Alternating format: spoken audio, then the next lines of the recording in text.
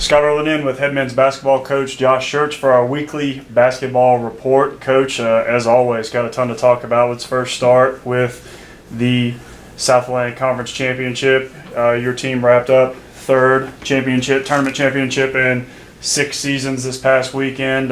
Kind of roll through Tusculum, roll through Newberry, and then outlet last Wingate. Second half surge from Wingate down the stretch in the championship. So just talk about the performance. I'm sure you were happy with how your team played and finished that tournament. Yeah, I thought all 3 games, we definitely did a lot of good things. We went into it. We thought, going into it that the key was for us. We kind of, thought we were playing a little bit with house money in terms of, we were hosting, but obviously the goal was to utilize the tournament and try to, play as well as we could, try to continue to kind of do what we had been doing. And these guys, they all year, I think they love playing together. They love competing.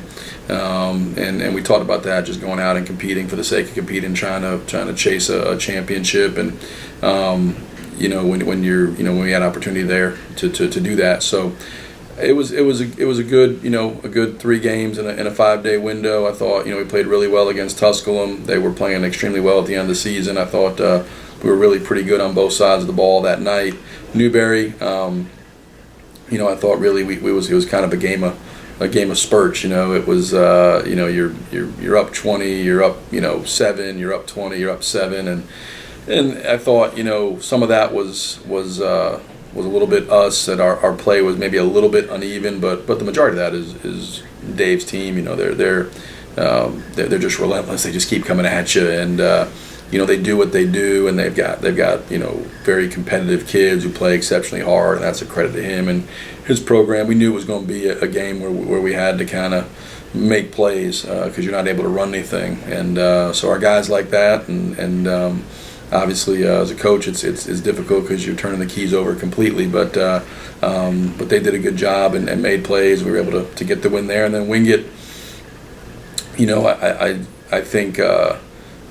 Wingate played us about as hard as we've been played. I think it was one of those deals where one, you got to credit them. They played at a really high level from a competitiveness standpoint. I know that a couple shots go down for them. It's even a more difficult game. They didn't shoot it great, but they competed great, and I think Brian's teams are always, at their best in February, March. They always are deep in the tournament and playing their best basketball at the end of the season, and that was no difference. I thought it was good for us to be under some game pressure. Been a while since we played a game where there was, we had to execute down the stretch and do things defensively and offensively to try to make plays. We had really gone a long time without having to really finish a close game, and so it was good for us. I hope going in that we did have to play under some game pressure.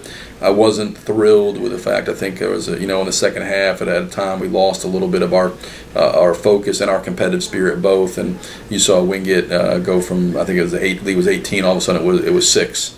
And they had chances to cut it deeper, and we're a little fortunate they missed some shots, and we made some plays down the stretch, made some big threes, and we're able to get some separation there at the end. So it's kind of been a foregone conclusion for the last couple of weeks, but I think now it's official. The Southeast region was coming back to Textron Arena for the 2nd straight year. Obviously, that's the culmination of a great regular season and a great South Atlantic Conference tournament. So talk about how excited your team is and you are to have it back here and have another chance to go after possibly a region championship. Well, it's great, I think everybody in the region, that's what what your ambition is to get the number 1 seed. To have the regional tournament on your home floor is obviously a huge advantage. You look at it statistically, it's the majority of the Elite 8 teams come out of that situation. As we saw last year, it doesn't guarantee you anything. Mount Olive was a 4 and whipped us and beat Montevallo for the championship. So, but I do think it's a tremendous advantage, tremendous honor, both. But because you have the comfort of being, home and everything's kind of the way you're used to it. The only thing that I always think with it being home and going through last year is you have the distractions at home as well, and so you have to handle that, and you have to handle all the hoopla and all the stuff that surrounds the week, and we got to do a good job managing that. And I think having guys who have been through it, we hosted last year, we know it didn't go the way we wanted it to, and that there's no guarantee just because it's here that anything's gonna happen the way we want it to happen. We still got to go out and win 3 games, and you're going to have to win 3 games against outstanding opponents. Haven't gotten too deep in, but I know, obviously watching Lander, they're terrific. Our side of the bracket has Columbus State and Queens. If you're fortunate to advance, you're playing another unbelievably good team, and the other bracket's filled with really good teams, out of our league, and certainly King and Montevallo. We played 3 of the 4 teams in the other bracket. So, I think we're excited for it to be here. We'd rather it be in Harrogate than anywhere else. I mean, you don't want to travel. You want to, again, have all the comforts of home, and that's a great thing for our guys, but also have to, understand that again, you have to kind of ignore all the noise outside, all the hoopla, and really focus on what you got to do to really perform and play your best against what you hope, if you're fortunate to keep going, 3 outstanding opponents. And there's nobody in this field that was a Cinderella or a dark horse. All 8 teams that qualified were the top 8 teams really in the regional polls the last few weeks. So there's no team that you're like, ooh, that they came out of nowhere and kind of shocked like a North Greenville did last year. Let's talk about where your team's at. Extended your winning streak to 19 straight games. All 19 have come by double digits. A couple 10-point games in there, but all by double digits. We obviously know you always talk about proper fear, and now it's the time of year where one loss sends you home, but you have to feel pretty good about where this team's at, playing at a high level since that last loss on January 2nd. Yeah, you certainly, something, and you have respect for your opponents, and you understand that, how good you got to be, and it's a combination at this time of year where you got to be really good and you got to have some fortune, and it's both of those things, and it's not good enough just to be a really good team, because really every one of the 8 teams that's coming to Harrogate this week is an outstanding team and believes it is good enough, and they are good enough to win the region. So it'll from our guys' standpoint, I think we're certainly in a good place in terms of we're healthy. I think guys are confident. They've played well. We've played great competition. We've been battle tested. We've been challenged. We did that in our non-league schedule. We've certainly been through a remarkably difficult league slate. We played 3 tough opponents in the South Atlantic Conference Tournament. So we're going in feeling good. But as you said, the difference, what makes this tournament in Division II and certainly Division I level probably the greatest sporting event in America is the fact that the best team doesn't always win, and it is one bad night and you go home and it's over, and there's it's a sudden death type deal. So you have to understand that, and you got to compartmentalize that pressure and understand, like from our standpoint, hopefully we just got to be who we've been. We don't have to change anything or be anybody different than who we've been to get to this point. You just got to stay in character and go and play the game. Everybody's going to have some nerves, some jitters. Everybody knows what's at stake, but at the end of the day, to win championships and to be an elite team, you got to be able to perform under pressure. And again, I think our guys and you and I have discussed this.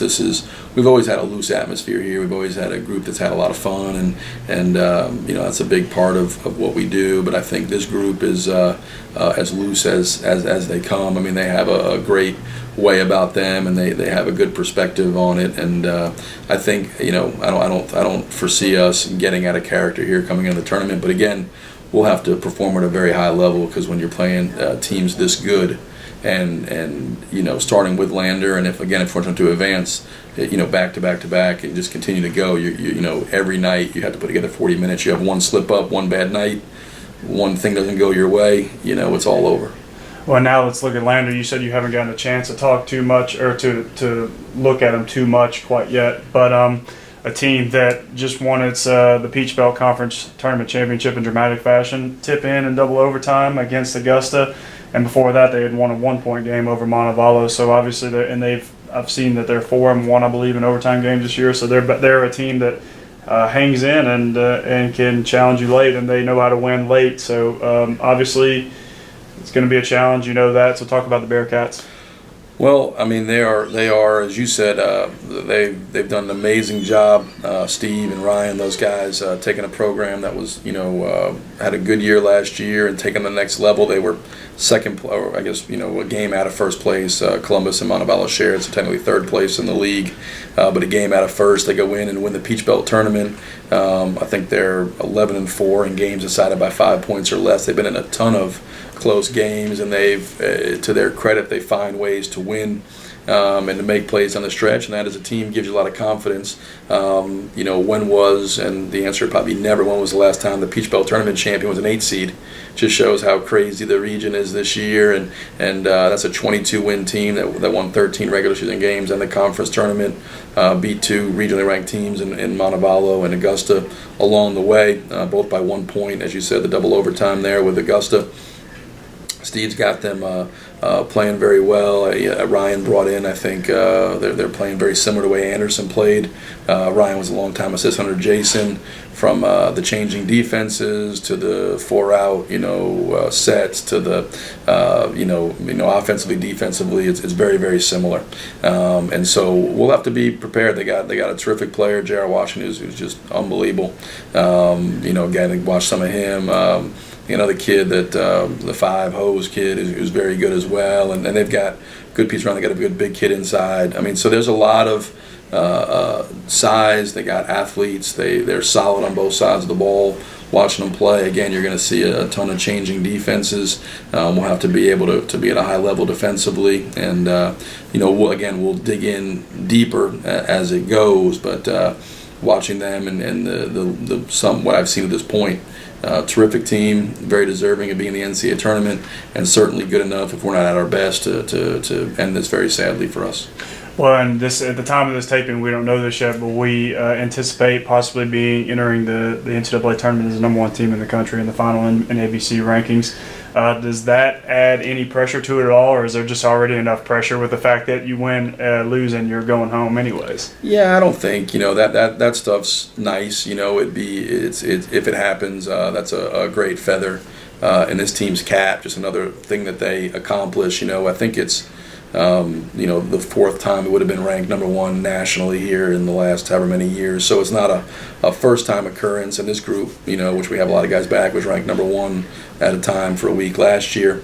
I think when the ball's tipped up, no one cares about that. When the ball's jumped up Saturday at 5:30, Lander's not going to care if we're ranked 1 or 2. We're not going to care if we're ranked 1 or 2. Everybody's just going to be trying to find a way to get a win and try to find a way to keep their season alive. So I don't think it adds anything or detracts anything. I think if it happens, it's a positive because it's another thing, like I said, that this team that went undefeated in the league, that won the conference tournament, that won the regular season, finished the year as number 1 ranked team in the country. Again, it's just things that this group's accomplished. So it'd be a feather in the cap, but I don't think it helps us or hurts us moving forward.